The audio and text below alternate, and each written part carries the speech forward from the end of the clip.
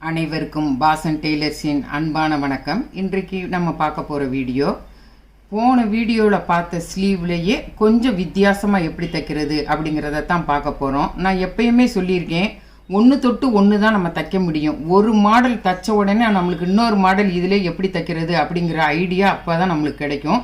அதே போல் தான் இப்போ இதை இப்போ இதை தைக்க போகிறோம். இது எப்படி தைக்கிறது அப்படின்னா, ஸ்லீவோட உயரம் 5.5 இன்ச்சு வச்சுருக்கேன். உங்களுக்கு எத்தனை இன்ச்சு வேணுமோ நீங்கள் அவ்வளோ அளவு வச்சுக்கோங்க. நான் 5.5 வச்சுருக்கேன்.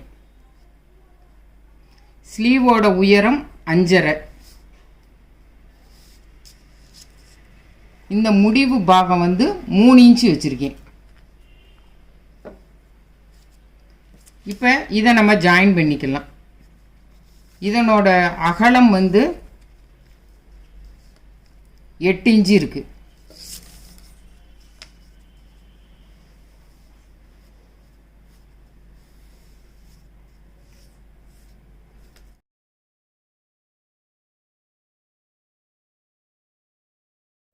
இது போல் கட் பண்ணிவிட்டு நம்ம நடுவில் ஒரு நாச் போட்டுக்கலாம்.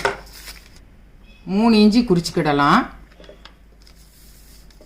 இந்த உயரம் ஷோல்டரும் ஸ்லீவும் ஜாயின் பண்ணுறதுக்கு இந்த அளவு விட்டுட்டு, இந்த இருக்குது பாருங்கள், இந்த அளவு 1/4 இன்ச்சு வேணும்னா நீங்கள் 1/4 இன்ச்சு விட்டுக்கோங்க. இல்லாட்டா கொஞ்சம் ஒரு நூல் அளவு விட்டுக்கோங்க, கூட வேணும்னா விட்டுக்கோங்க. துணி பிதிர்ந்து வர்றாப்புல இருந்துச்சுன்னா நீங்கள் கொஞ்சம் ஒரு நூல் இறக்கியே போட்டுக்கோங்க. உயரம் 3 இன்ச்சு, அகலம் 3 இன்ச்சு. இது போல் வச்சு இதை ரெண்டையும் நம்ம ஜாயின் பண்ணிக்கலாம். இப்போ இந்த ஜாயின் பண்ணதை நம்ம கட் பண்ணிக்கலாம்.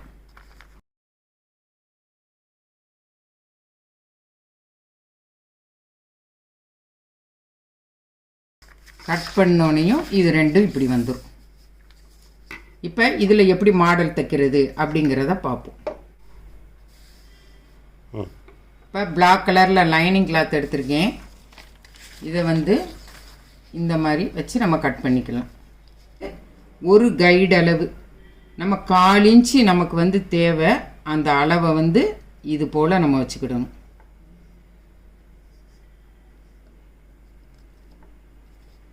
இதா இருக்கா? இப்போ இதை நம்ம கட் பண்ணிக்கலாம்.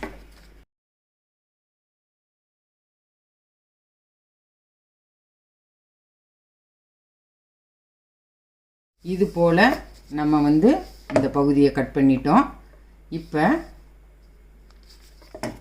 இதில் மெயின் கிளாத் கட் பண்ணிக்கலாம்.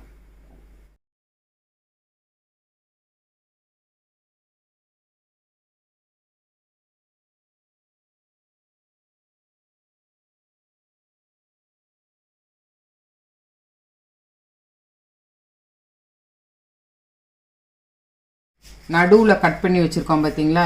இதை எப்படி தைக்கிறது அப்படிங்கிறதுக்கு, இப்போ லைனிங் கிளாத்தில் இது 18 இன்ச்சு இருக்கிறது போல் எடுத்திருக்கேன். எதனால் 18 இன்ச்சு இருக்கிறது மாதிரி எடுத்திருக்கோம் அப்படின்னா, இதனோட அளவு 6 இன்ச்சு. இதனோட அளவு 6 இன்ச்சு. இதை நம்ம 3 மடங்காக எடுக்கணும்.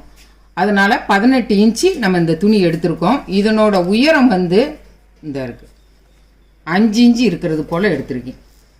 உயரம் 5 இன்ச்சு, நீளம் 18 இன்ச்சு இருக்கிறது போல் இது எடுத்திருக்கேன். இதே மாதிரி இதிலேயே நம்ம மெயின் கிளாத்து கட் பண்ணிவிட்டு காமிக்கிறேன். இப்போ இதுதான் மெயின் கிளாத்து. இப்போ இதை நம்ம கட் பண்ணிக்கலாம். நீளம் 18 இன்ச்சு, உயரம் 5 இன்ச்சு இருக்கிறது போல் நம்ம கட் பண்ணி வச்சாச்சு.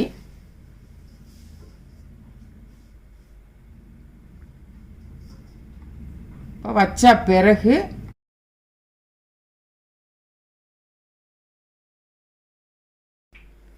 இது போல் போட்டுக்கோங்க. இது போல் போட்டுக்கோங்க.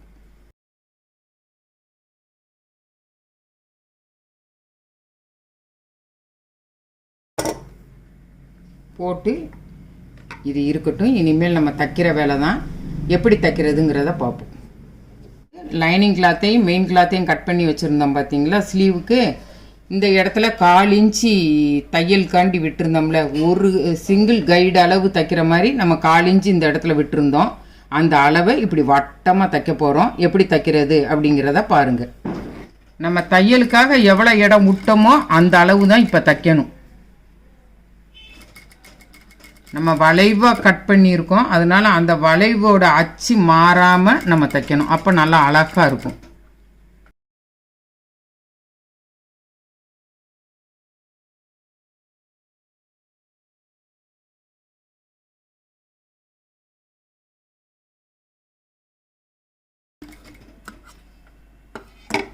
இப்போ நம்ம வந்து சொன்னோம் பார்த்தீங்களா, 1/4 இன்ச்சு இருக்கிறது போல் நம்ம தையலுக்காக விட்டுருந்தோம்ல, அந்த அளவை நம்ம கரெக்டாக தைச்சிட்டோம். இப்போ இதில் வந்து திருப்பி விடுறதுக்காக இந்த இடத்துல இப்படி ஒரு சிஸ்ஸர் கட்டு போடுறோம்.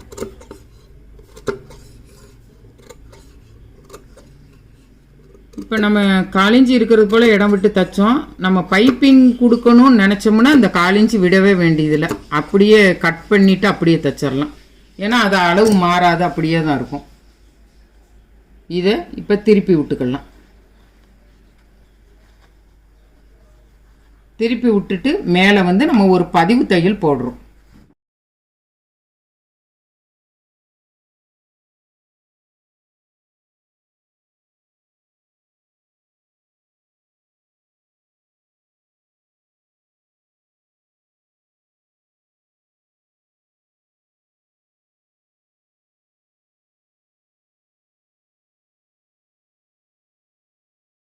லைனிங் கிளாத்தையும் மெயின் கிளாத்தையும் ஜாயின் பண்ணிக்கலாம்.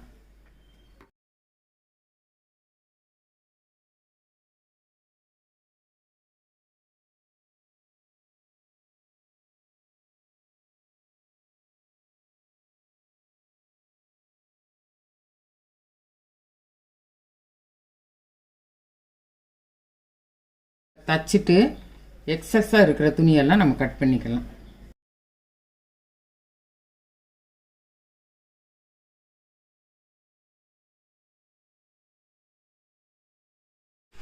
இப்போ இதை வந்து ரெண்டாக இப்படி மடிச்சுக்கலாம்.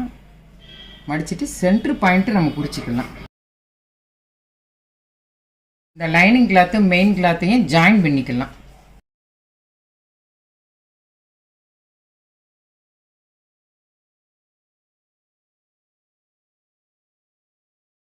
நம்ம இது போல் 2 கலர் மாற்றி தைக்கிறப்ப நம்ம 2 கலர் நூலையும் எடுத்து 2 பாபினில் நம்ம சுற்றி நம்ம ரெடியாக வச்சுக்கணும். அப்போ தான் நமக்கு தைக்கிறதுக்கு நல்லா வசதியாக இருக்கும். இப்போ லைன் கிளாத்து மெயின் கிளாத்தையும் ஜாயின் பண்ணியாச்சு. இதுக்கு அடுத்து நம்ம சுருக்கு வைக்க போகிறோம். இந்த இருக்குல்ல, இந்த மாதிரி ஒரு ஸ்க்ரூ டிரைவர் ஏதாவது வச்சுக்கோங்க. குட்டி குட்டியாக சுருக்கு வச்சா தான் நல்லா அழகாக இருக்கும். இது ஈஸியாக இருக்கும் வைக்கிறதுக்கு.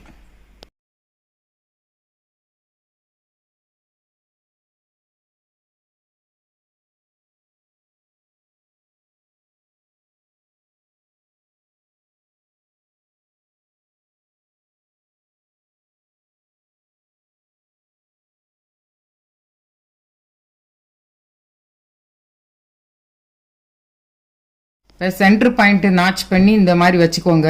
வச்சுட்டு நம்ம இந்த பேப்பர் கட் பண்ணி வச்சுருக்கோம்னா இதை நம்ம அளந்து பார்க்கணும். இது வந்து நம்ம தையலுக்காக நம்மளுக்கு உள்ளே போகும். இந்த இடம் நம்ம வைக்க வேண்டாம். அதே போல் இந்த இடத்துலையும் தையலுக்காக உள்ளே போகும். அது போக மிச்ச இடத்த நம்ம அளந்து பார்ப்போம். இப்படி வச்சு அளந்து பார்த்தா கரெக்டாக இருக்குது.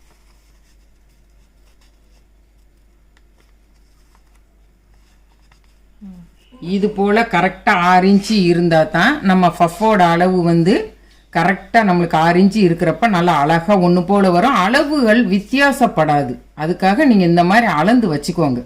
வச்சுட்டு இப்போ வந்து கீழ்ப்பகுதியை நம்ம தைக்க போகிறோம். இந்த மேலே உள்ள சுருக்கு வந்து நம்மளை நோக்கி இருக்கிறது போல் நம்ம வச்சோம். இப்போ அதுக்கு அடுத்து ஆப்போசிட் சைடு நம்ம வைக்க போகிறோம். ஆப்போசிட் சைடு வைக்கிறப்ப இந்த இருக்குது பார்த்தீங்களா, இந்த இடத்துல இருந்து ஒரு 3 இன்ச்சு நம்ம வந்து விட்டுட்டு அதுக்கப்புறம் நம்ம சுருக்கு வைக்கணும்.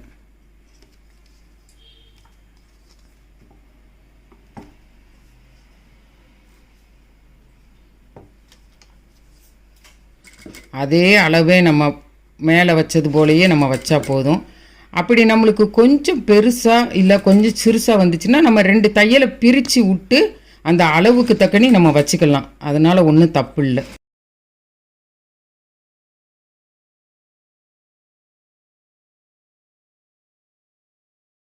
பக்கம் பார்த்தீங்களா, இந்த இந்த சுருக்கு வந்து இந்த பக்கம் பார்த்துருக்கு. இப்போ பாருங்கள், நம்ம பக்கம் பார்த்து வருதா? அதுபோல் நம்ம மாற்றி தைக்கணும்.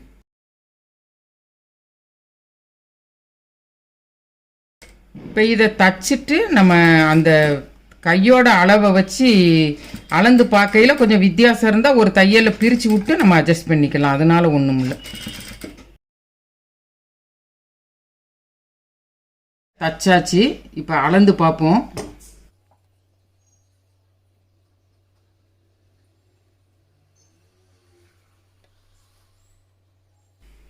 இப்போ அளந்து பார்க்கையில் கரெக்டாக வந்துருச்சு. நீங்கள் பிகினர்ஸாக இருக்கையில் கொஞ்சம் முன்ன பின்ன வரத்தான் செய்யும். அதனால் ஒன்றும் தப்பு இல்லை. நீங்கள் வந்து கொஞ்சம் சின்னதாக இருந்தால் பிரித்து விட்டு கொஞ்சம் இந்த சுருக்கு அட்ஜஸ்ட் பண்ணி வச்சுக்கோங்க. நான் வந்து ரொம்ப நாளாக தைக்கிறனால டக்குன்னு நான் வச்சுட்டேன். அதுபோல் வராது. உங்களுக்கு கொஞ்சம் முன்ன பின்ன வரத்தான் செய்யும். நீங்கள் கொஞ்சம் பொறுமையாக தைங்க வந்துடும். இப்போ இந்த மாதிரி வச்சுக்கிட்டோமா, வச்சதுலேருந்து இந்த தையல் இருக்கா, இந்த தையலை வந்து நம்ம மறைச்சி அப்படியே இதை தச்சு கொண்டு போகணும். இது போல் நம்ம தச்சு கொண்டு போகணும். நம்மளுக்கு இது தைக்கிறது கொஞ்சம் கஷ்டமாக இருக்குது அப்படி நீங்கள் ஃபீல் பண்ணிங்கன்னா இது போல் நீங்கள் போட்டுக்கோங்க. இந்த மாதிரி ஃபுல்லாகவே போட்டுக்கோங்க. போட்டுட்டு அந்த மார்க்கை கனெக்ட் பண்ணியே அது மேலே வச்சு தைங்க. நல்லா அழகாக ஒன்று போல் வந்துடும்.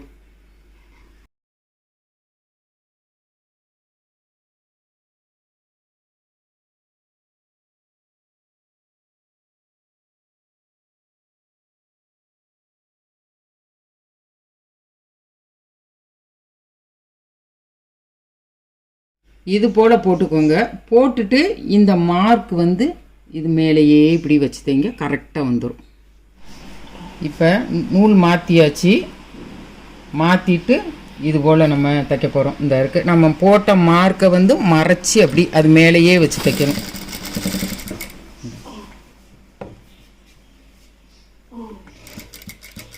இப்போ இந்த இடம் வந்து இந்த பகுதியில் உள்ள எண்டு வந்து கரெக்டாக வரும் அப்படின்னா நீங்கள் சும்மா தைங்க. வராது அப்படின்னு ஃபீல் பண்ணிங்கன்னா இந்த மாதிரி ஒரு பின் போட்டுக்கோங்க. பின் போட்டுட்டு அதை கனெக்ட் பண்ணி தைங்க. கரெக்டாக வந்துடும்.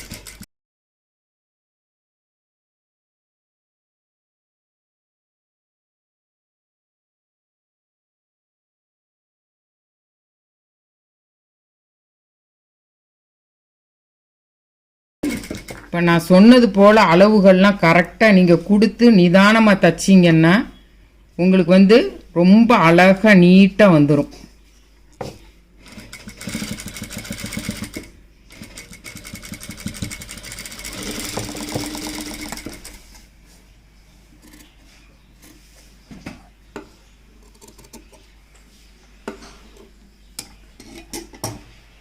ஒரு தையல் போட்டாச்சு. போட்ட பிறகு இப்போ இந்த மாதிரி இருக்குது. இது வந்து நம்ம வந்து 3 இன்ச்சு நம்மளுக்கு கட் பண்ணி எடுத்ததை வந்து 5 இன்ச்சு கொடுத்து தைக்கிறப்ப அந்த 2 இன்ச்சு வந்து நல்லா நம்மளுக்கு இந்த மாதிரி நல்லா பஃப்பாக வந்துடும். நல்லா அழகாக இருக்கும். இப்போ இதில் வந்து இதுக்கு அடியிலேயே வந்து ஒரு பதிவு தையல் நம்ம போடுறோம். இந்த இருக்குது பாருங்கள். இந்த பின்னாடி எப்படி இருக்குது அப்படிங்கிறத பாருங்கள். நம்ம சொன்ன மாதிரியே தைச்சோம்னா எதுவுமே ஏற்ற இறக்கங்கள் இல்லாமல் நல்லா ஒன்று போல் வந்துடும்.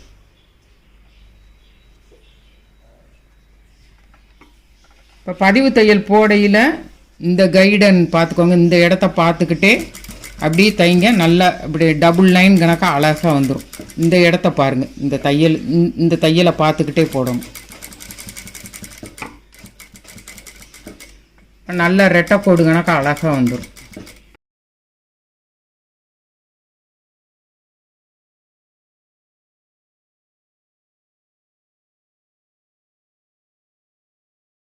இந்த 2 கோடு வந்து எந்த இடத்துலையுமே மிஸ்டேக் வரல பாருங்கள்.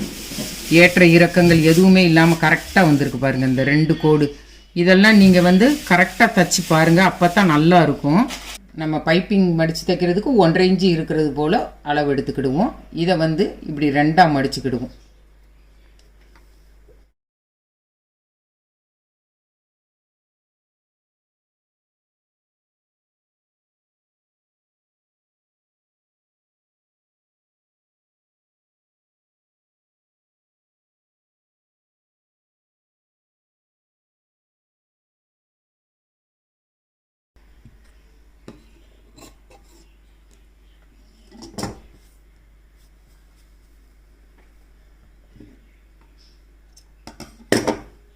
இது போல் தைச்சிட்டு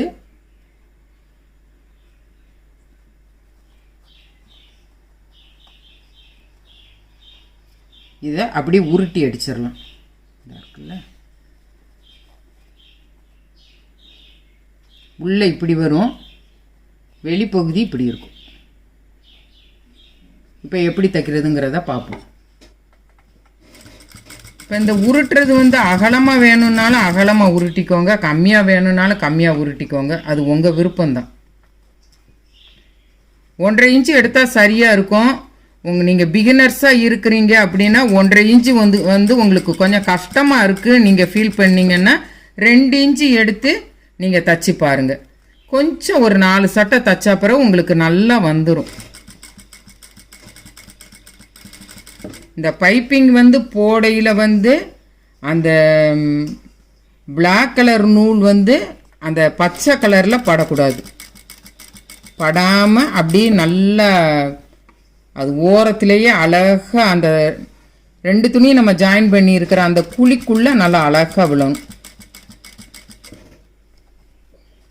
இது போல் நல்லா ஒன்று போல் உருண்டு வரணும். இந்த இருக்குல்ல,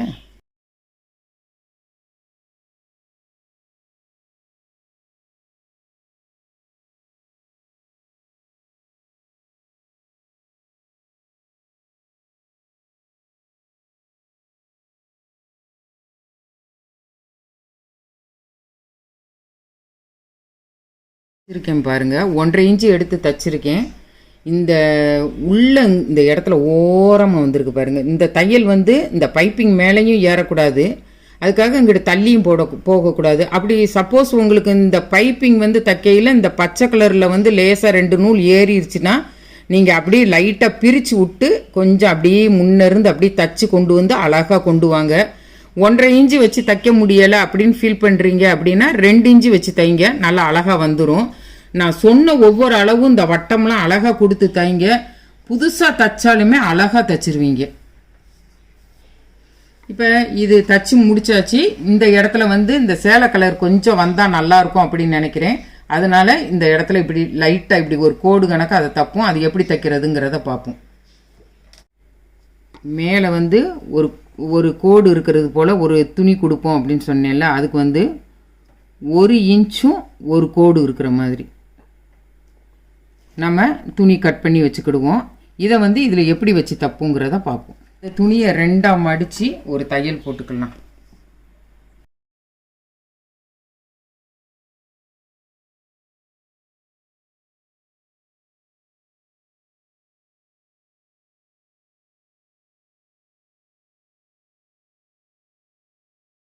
இந்த தையல் வந்து 1/4 இன்ச்சுக்கும் கம்மியாக தான் போட்டிருக்கேன், ரொம்ப சின்னதாக போட்டிருக்கேன். இப்போ இந்த பைப்பிங்கில் இருந்த 1/2 இன்ச்சு வச்சு நம்ம இதை தப்போம்.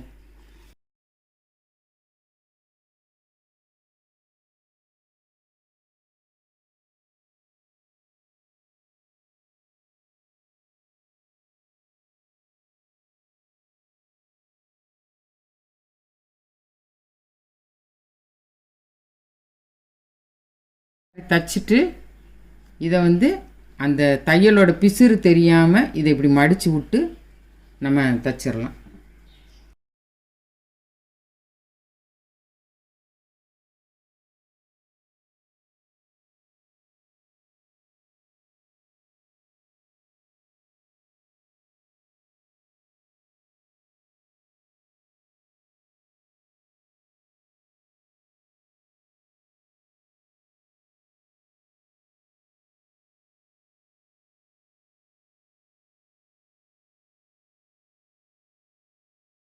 இப்போ இந்த மாதிரி தைச்சிட்டு இது மேலேயே இன்னொரு பதிவு தையல் போட்டுருவோம்.